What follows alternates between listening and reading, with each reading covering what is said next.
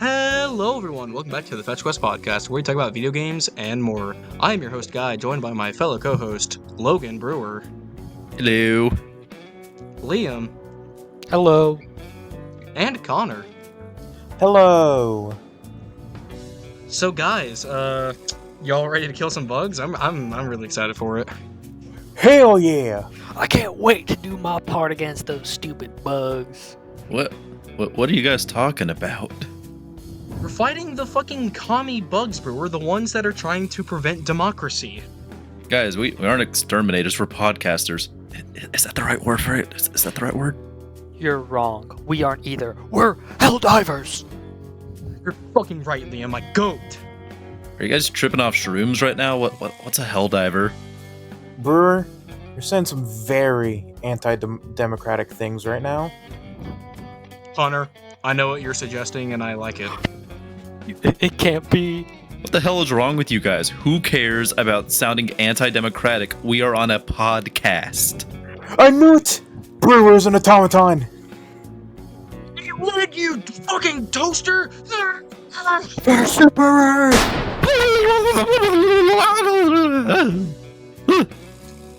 Now that we have that faker out of here, the Super Earth will be protected for another day. So, boys, Yo guys, sorry I was It's late. now- I was helping my mommy cook pancakes. What's up? it's the real one. So, Why's there a clone of me on the floor? Don't Apparently the question. apparently the automatons are developing some clone technology similar to Terminator in the Terminator films. That doesn't sound very democratic. Those bastards. So, boys, it's time to talk about today's topic, the beautiful organization of the Helldivers Committee. I've been a part of this for a few months now, and I gotta say, best thing I've ever joined. I have to agree. It truly is one of the best just organizations ever. Dude, I love every time I get to spread some liberty. It's so great. I'm very happy to say I'm a proud member of democracy. Brewer is actually a new recruit, and this is part of your training, Brewer. Oh yeah.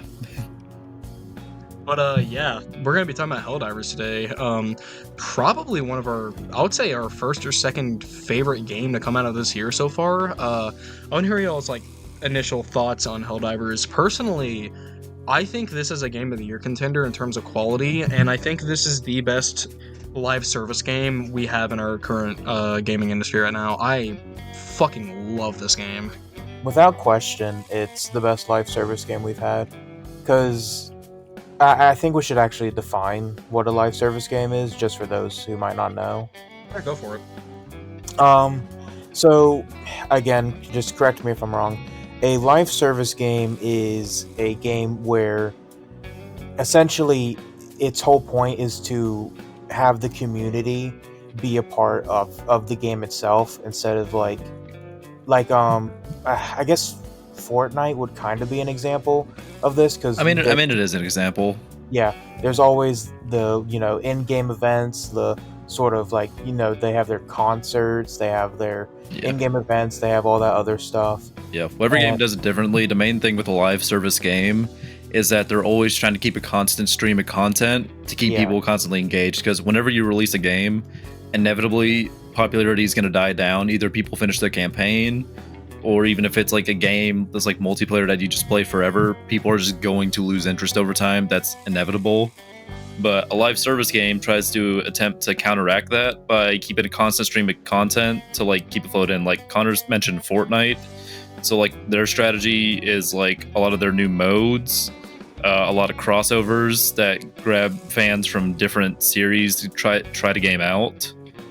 And then what Helldivers is doing is pretty similar, getting a lot of new major orders in with some new weapons, passes, and they've just done a really good job at it. What is your guys' opinion on that? I think it's by far the best live service game we have ever had. You get rewarded for playing the game and not spending money, but spending your time, and that's that's the best way to do it.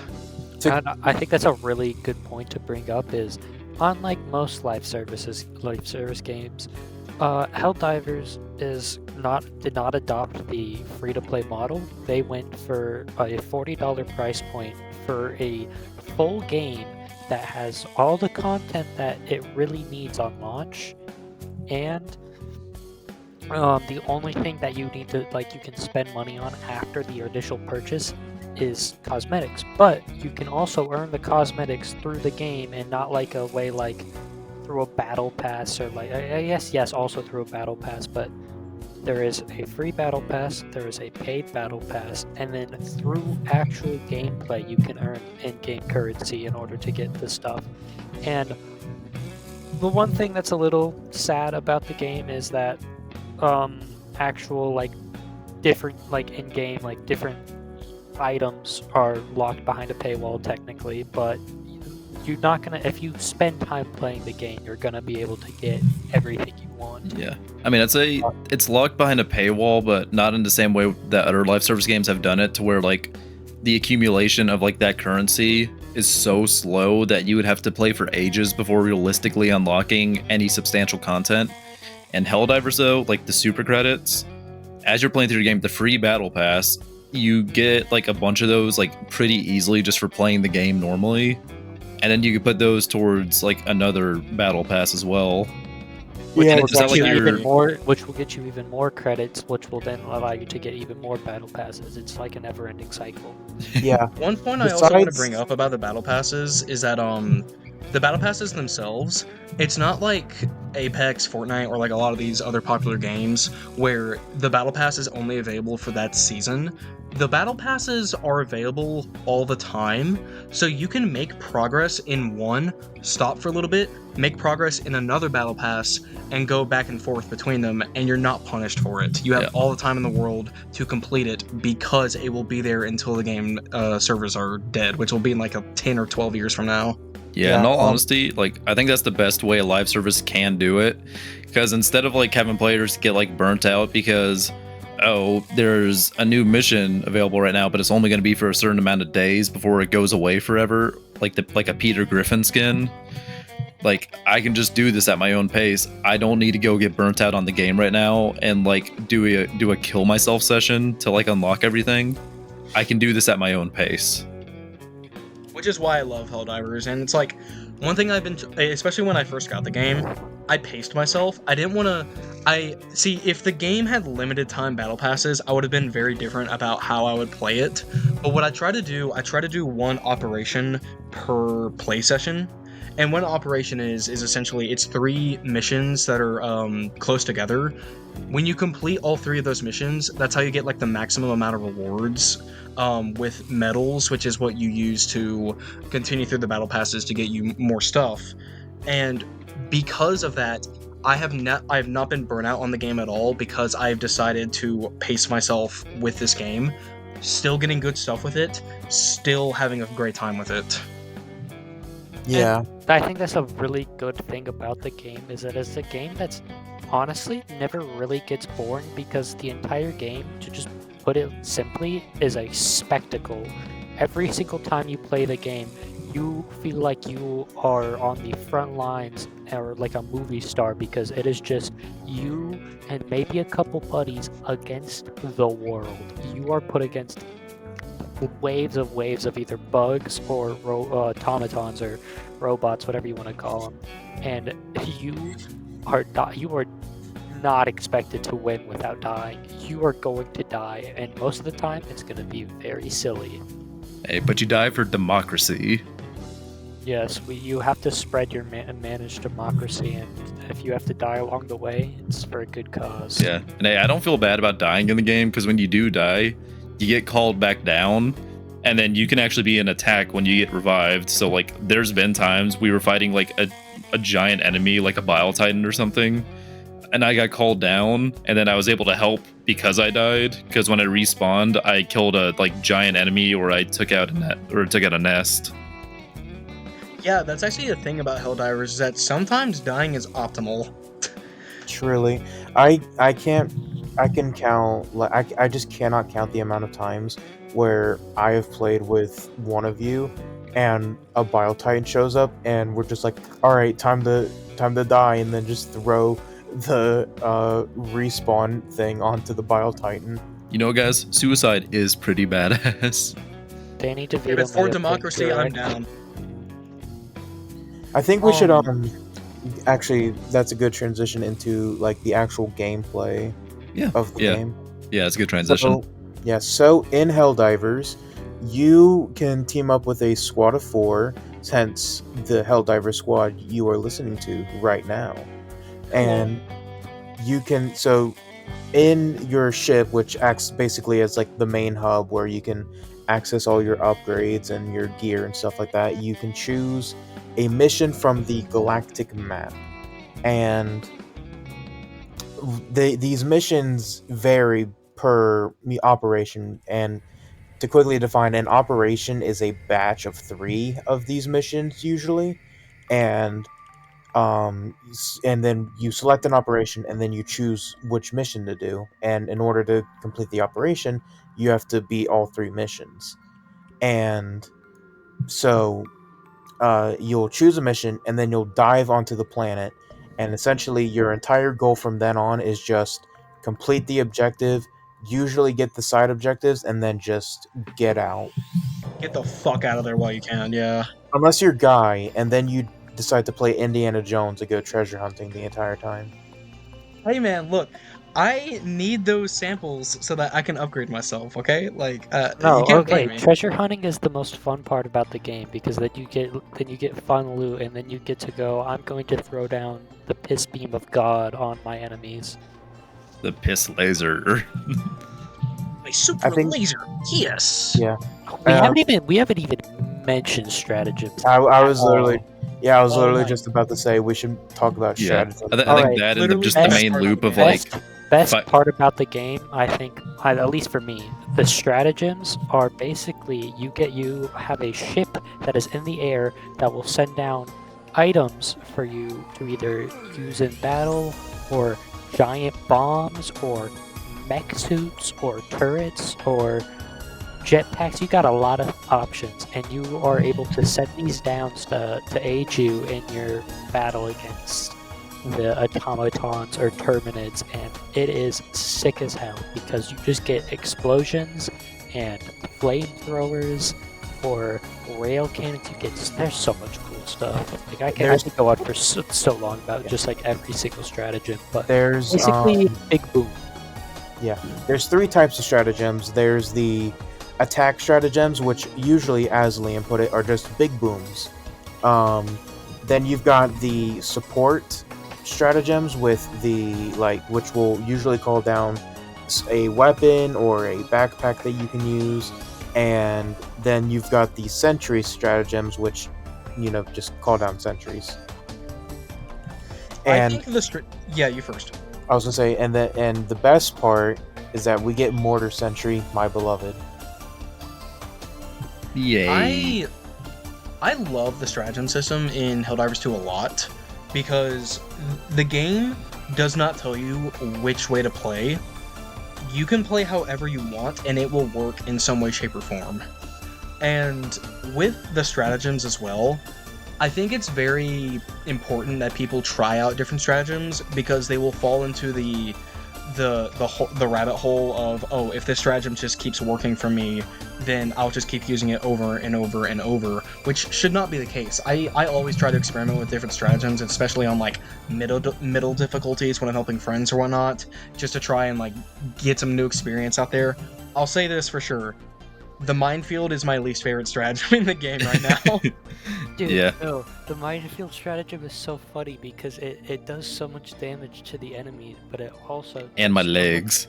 it also does so much damage to your friends, and that's hilarious. Yeah. Oh yeah, that's another thing we should sort of bring up. The friendly Helldivers has friendly fire, and it's hilarious. Look, the friendly fire Just- is also one of the funniest things about the game. Just And just last night, we were playing Helldivers to prepare for this recording, and me and Guy were doing a mission with these two.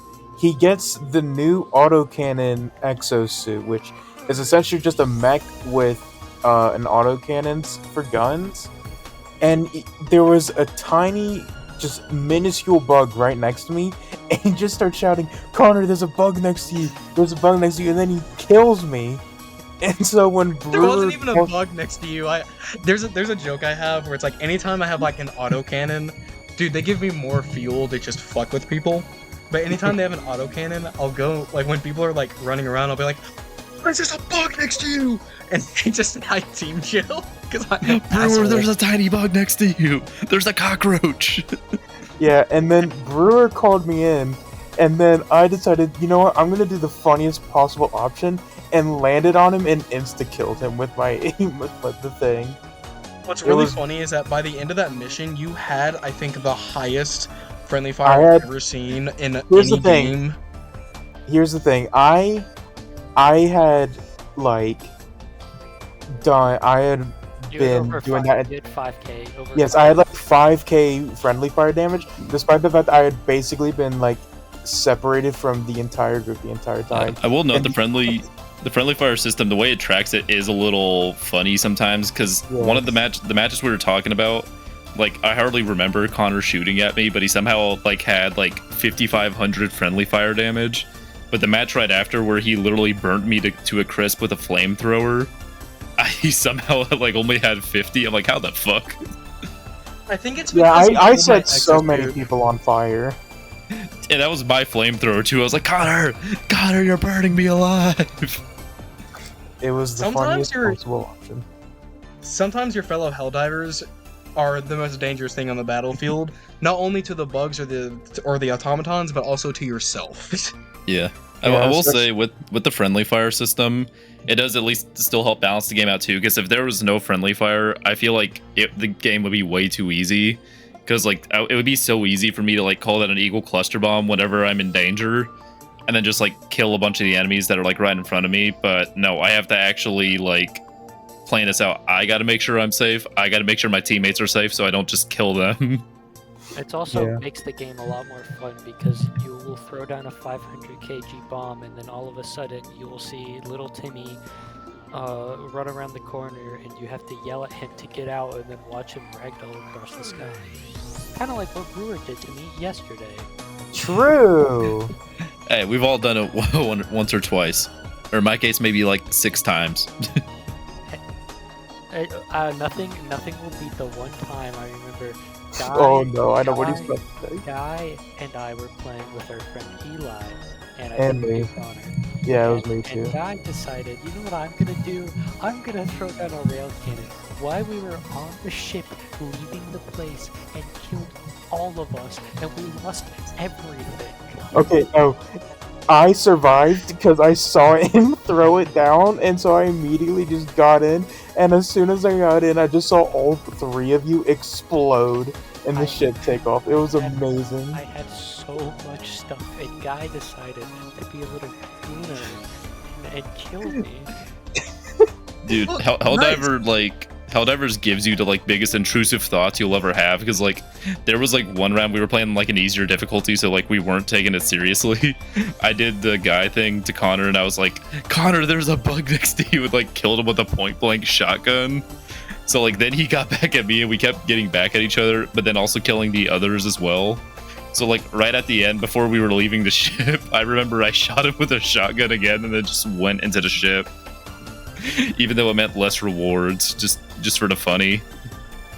Look, all I'm saying, I had to put down that rail cannon spike. I saw a gnat on my screen, I was like, and then I had to throw down my rail cannon spike, and guess what? We won the mission. All thanks to that. No, we lost 4 super samples. We had max samples, Guy. We had max samples, and you killed us. I saved Super Earth. I just want to imagine a guy's house, like he sees a tiny cockroach at like 2 a.m., wakes up his entire family, and there's a hole in the wall because he used a shotgun to kill him. Like, I'm sorry, guys, there was a cockroach. Guys, it's for Super Earth. I had to do it. I had to do it for democracy, baby. I will never forgive Guy for what he did. I remember after that happened, Guy told me the next day that when you met with him, you gave him like the biggest like death stare ever. Oh yeah, because I would have been able to afford the next upgrade for my ship, but Guy killed us all. I was about to get the ability to. I was like, that would have been so good, and then guy just decided, nah. Guy Oh, decided no. chaos. It's truly All right, enough about that though. I'm actually like, Yeah. wait, I could berate guy another day. yeah. But the Let's. point is how that about- the friendly fire system in Helldivers, it creates challenge, which I love. It also creates a lot of funny moments, but that just means that you have to work in tandem with your allies to the best of your ability, because everything around you that moves is a danger, so you have to be aware of that. Yeah, so I think that actually transitions really well into talking about the current two different factions in the game: the commie bugs and the fascist robots. I love and hate both of them. So So, do you want to explain it? yeah, sure, I'll go for it. So within the lore of Helldivers, Earth has like all the countries have combined into essentially one faction, and the Earth is now called Super Earth because and it's supposed to be like it's heavy inspiration from Starship Troopers, where that movie also covers a serious like I want to say like satire kind of sense of. It takes place in a world where the government is extremely corrupt, and to be a citizen in the Starship Troopers universe, you have to serve in the military. And I shit you not, throughout the movie, they will actually cut between like ads, like not ads of like different movies, but like ads that they would play within the universe. And it's just propaganda against like the bugs and whatnot, and it's where the game takes heavy inspiration. But the idea is that Helldivers has this dystopian government that is giving people propaganda and misleading them into thinking that we need to kill all these alien forces because they are trying to get rid of democracy in our government, which is, frankly, I think it's an awesome premise, because that just means you get more You're Frankly, being what? quite anti-democratic. Yeah, I'm just saying, guy, like, considering what happened at the beginning of the episode, like, saying the government's corrupt, how dare you insult our That's- beautiful government That's and democracy? treason. That's blasphemy. That's propaganda right now. I don't. Do you truly? But have see, that's that? my point. That's my point, is that it's such a good incentive, but also it's literally what kind of inspires people to play. I shit you not. The propaganda has worked on many people, including I. Yeah. How Yeah, dare no. you say it's propaganda? Yeah, They're no. just wanting to advertise their beautiful government. They're just So- Oh, God. speaking the truth. But yeah, that's when the There's- two alien forces come into Yes. play: the Terminids and the automatons. Where the Terminids are essentially just alien bugs that are spreading across planets very fast, and they're not really like, they don't have like a motive or anything. It's just more so like their natural instinct is to take over planets like crazy, and obviously you want to stop them. And then the other ones are the automatons, where they are actually just fascist robots. Like they're essentially just Germany on steroids, and they're trying to take over multiple planets, like Poland, and Germany. But they're Ugh. trying to like take over different planets and essentially get to Super Earth eventually. And Yeah. sooner rather than later, hopefully, we're going to be getting the Illuminate. I know they were in Helldivers 1, but I don't know when they're coming. There'll be a third faction of aliens. I think it's gonna be soon, given the recent black hole stuff with the Terminids. Yeah, probably. But I think the reason these two factions work really well right now is because they have two different styles of, I guess, trying to kill you. The Terminids, for the most part, are very close quarters enemy. A lot of them really like to get up in your face and try and kill you. They have a lot of physical attacks and stuff like that. Meanwhile, the automatons are very ranged fighters, which in my opinion is what makes them more difficult to deal with, because instead of coming to you, you got to go to them. And I've never been able to confirm this is true, but apparently, with the automatons, the more they miss, like the more they shoot at you and miss, the better their like AI will get and start hitting you. Like it That's just gets better. insane. Yeah. That's I just don't. I that's just a again. I don't. testament. Yeah, yeah, I yeah. don't know if that's true, but it definitely feels like it sometimes. Yeah, I was about to say those fuckers are annoying. I hate fighting them. Yeah. They. There's a reason why Malevelon Creek happened the way it did. The that's just like going back to like the technical side, going to the technical side of this game. This is just a well-made game, and I'm surprised it's as beautiful as it is and runs the way it does, because there are just times where there are hundreds of different enemies with their own AI that are on screen at one time, and it still looks fantastic and does not drop any frames or anything. And the thing is, this isn't. It has the money of Sony because Sony did publish it, but to think that this isn't even like a AAA game, it's made by Arrowhead Studios, which is not a big company. To make a game that looks this good and run as well as it does is just insane. Oh yeah, definitely. It's like my PC isn't the strongest, but like I've never really had any frame drops while playing Helldivers. Like it's crazy. Neither have I. I have to play on lower settings because like my PC is not really built for Helldivers 2, but even then, like the game runs so well. Like I struggle with games that don't run well because I expect my my journey and my adventure throughout my games to be well. I'm of those people of please finish your games before we release them, and I gotta say Helldivers is one of the most complete games I've seen in the past few years. Yeah. It's insane. Especially, like, as you said, where a lot of video games these days will release and then there's like a day one patch or there's an update coming that's going to patch all these other, like, bugs and errors and stuff like that. And it's really refreshing to see Helldivers, like, actually having a complete game. The publisher's actually given their devs time to complete the game? What is this? This is 2024. That isn't how it's supposed to go. Yeah, exactly. No. That's not how it goes. We're not supposed to give our devs enough time.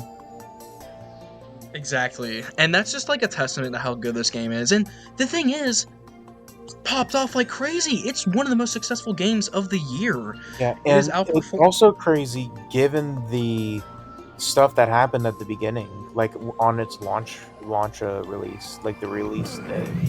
Oh yes, the servers. You're right. On the day it released, everyone was trying to play it to the point where the server there's just no server room, and the reason that is because the devs were anticipating it to be a much more middling, like, for day one player base. Like they weren't expecting it to be the absolute like behemoth that it is now, and so they just didn't have enough server space. And yeah, like it's wild. I remember there was there were forums going around and tactics saying, if you're not playing the game, just leave it on and be AFK for the night, just so you can have like a space in servers. Yeah, and it literally got so bad that the devs incorporated a thing where it's like, if you are AFK for more than like a set amount of time, you just get kicked out. Yeah, I do think it's crazy too with that, and also the like more recent stuff that happened with like Sony because they're the publishers trying to put their bullshit like PSN account stuff in. Like the game's still having like a very strong and thriving community, and I do want to like I do want to say to all the Helldivers who review bombed the game, shout out to you guys. Bullying the major corporations does work, and you helped us prove that. That's something that me and Connor covered in the quarter 2 report, and how that was one of, if not the most controversial thing to happen in 2024 so far with gaming, that because of the implementation of PSN, there were like 74 countries would not be able to play the game because they do not use PSN, which I've done some more research on this, and apparently the Helldivers devs actually knew this was going to happen, and it was actually set to happen before the game even released, but the developers convinced them to hold off a little bit. And this is actually consistent with some of the releases that PlayStation exclusives are having on Steam and other platforms. God of War Ragnarok on PC is going to require a PlayStation login before you're able to play the game. So I feel like this is just a new policy that PlayStation is incorporating with their new games, but it just affected Helldivers so badly. Well, especially because it's a people live service game too. Because I think originally the reason they didn't implement it at first was because with the server crashes we mentioned at the beginning, it was easier for them to like get more people in if they didn't have that requirement initially. But then like people got used to that, so when you had them have to sign in later, they didn't like that. As well as like again, people not being able to straight up play in some countries, which is complete BS. Correct me if I'm wrong, but it's actually still consistent now. Where some people it are not is. able You're to right. play the game. You were completely right about that. Yeah. That is so bullshit. Yeah, it's another great example of a company deciding to shoot itself in the dick because they just want more money. Exactly. If I was a Phantom Thief from Persona 5, yes, I'm making a Persona 5 reference here, I would go to the CEO of PlayStation and change his heart. I would go to the CEOs of Microsoft and change their heart too. Oh yeah, for what happened with Hi-Fi Rush. I'm still Okay. pissed. I ain't gonna. Alright, I agree. Microsoft was wrong for that. I'm not gonna lie. After like the two, kind of a small tangent, I'll get off this for a little bit.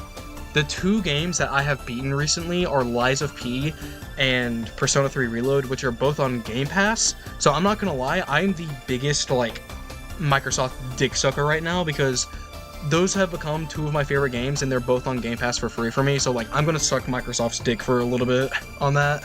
Don't suck their dick too much, or else they're gonna increase the price of Game Pass, which they would definitely do. They're scummy.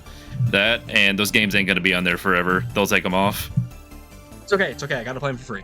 But that just it's crazy how like Helldivers, a game with no controversy, was actually complete, runs well, fun for everyone, and actually has a very supportive community with barely to no toxicity whatsoever. Just had this one controversy that wasn't our fault, which is consistent among gaming, but it's crazy that it happened post-release like this. You know what I mean? Yeah. But it's just I feel bad for the devs. You've repeated this a lot of times, Guy, but it's a scar that's never going to heal for the game. It's just been You're right. permanently damaged by that now. It's not going to heal properly, and of course the game is still active. It's still around like the 90,000, 100,000 play peak like per day, which is still like really high, up there with like Apex Legends and some other things on Steam. But the problem is that the game, because it's inaccessible in some areas and people having the really bad taste of PSN login yada yada, it's just kind of like left a bad taste for people not to come back to the game, which is really unfortunate because I'm gonna be real, this is becoming one of my favorite games ever. It's so good. I think the best way to put it is it's like a lot of games like Cyberpunk that like they came out in a really bad state but they fixed themselves later. Yeah, it's really good now, but the launch being so bad like just left a really bad taste in a lot of people's mouths to where they don't want to give it a chance now because of the state it was released in, because the publishers did not give the devs enough time to work on it. Yeah. Liam, I know you have some thoughts about Cyberpunk, so I know it's crazy to see how like it kind of the opposite kind of happened. I know. What's up?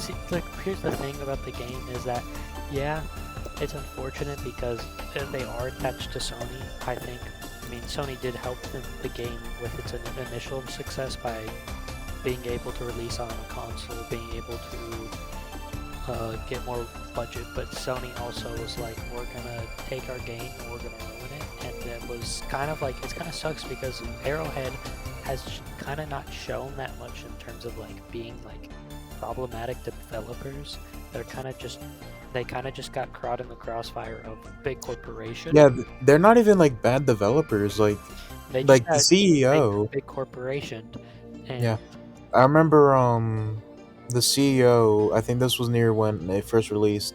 People were asking about like microtransactions, and the CEO said, "So I don't remember the exact quote, but he said something like, we believe that we need to earn the right to charge, to make you buy stuff like microtransaction wise." That's hella based for him to say. That is base as fuck. I Yeah, think Helldivers 2 has earned that right. yeah, I will defend that game until my very being is gone because yeah, I think that game has earned it. Yeah. yeah. Well, again, I don't To want go through to say the too much, or Sony's gonna come in and be like, "You hear that, guys? Now we can add the microtransactions that everybody would have hated at launch." Well, they've already got them. If you go to the shop, you can buy. No, you can buy the super credits, but like we mentioned earlier in the episode, you can earn them very easily. The last thing we want though is for Sony to come in, add like another type of credit, or make it to where it's damn near impossible to get the super credits like any other live service game. Yeah, the thing is with the microtransactions, as we said before, the game's $40. The highest amount that you can buy for the super credits is $20. Like it's not like all these other stuff like the many battle royales where you you can buy up to like $100 worth of stuff. Like they don't charge you for more than half of what, and it's not even charging you. It's like they don't ask you to buy more than half of what you paid for already. Yeah, definitely. Yeah, I agree, and I think we're hitting that part of the video because I know we're getting a little sentimental about the game, but yeah, this is kind of my final thought for Helldivers 2, but I think this game is fantastic. I think it is a great example of what live service games can and should be. I am of the opinion that this game has set a new standard for what live service can be, and not only that, it's just accessible to anyone. Anyone can pick up this game and have a fantastic time with it. It has a very fun progression system. It has very interesting mechanics. It's just fun with your friends. Even by yourself, it's still a fun thing to just go and play. The community is great. It's very active with a lot of players constantly playing the game. And I just gotta say, this is probably my game of the year. That or another game, which we might do an episode soon called Persona 3 Reload, but who knows. But the point that I'm making is that this game is one of a kind, and I don't think people should miss out on this while the game is still really active. Yeah. I guess I'll go next. I truly think this is a special game. It's one of the very, very few games that does live service damn near perfectly. I think this is what any future live service game should strive to be. Not something that has, temporary battle passes, microtransactions that cost you like half an arm and a leg in order to be able to even buy anything. It just truly is something special, and it really sucks that Sony decided to take what could have been probably one of their most successful games ever and just completely ruin it by requiring PSN for Steam and stuff like that, because that really screwed them over just because they wanted to be greedy. Yeah, I agree. Yeah, even though we got a temporary win, I'm still pretty sure Sony's gonna put their dick in it another way in like the future. Give it like half a year or a year, they'll try some bullshit again. Yeah. Anyway, good game. Go big boom. I like explosion. I like democracy. I like killing things. That's all you need to know. Monkey brain go. Monkey symbols go. Clap. Yeah. Yeah, definitely make sure to like everyone for democracy. Comment And down below smash what your the favorite smash- stratagem is and what you will sacrifice for democracy. And smash that like button like you want to smash those terminids into the ground. And comment Right. what your favorite way to kill an automaton is. With that being said, guys, Thank you so much for watching this episode. Remember, spread democracy. And this has been our episode on Helldivers 2. Thank you very much. Bye, everybody. Helldivers Goodbye. out.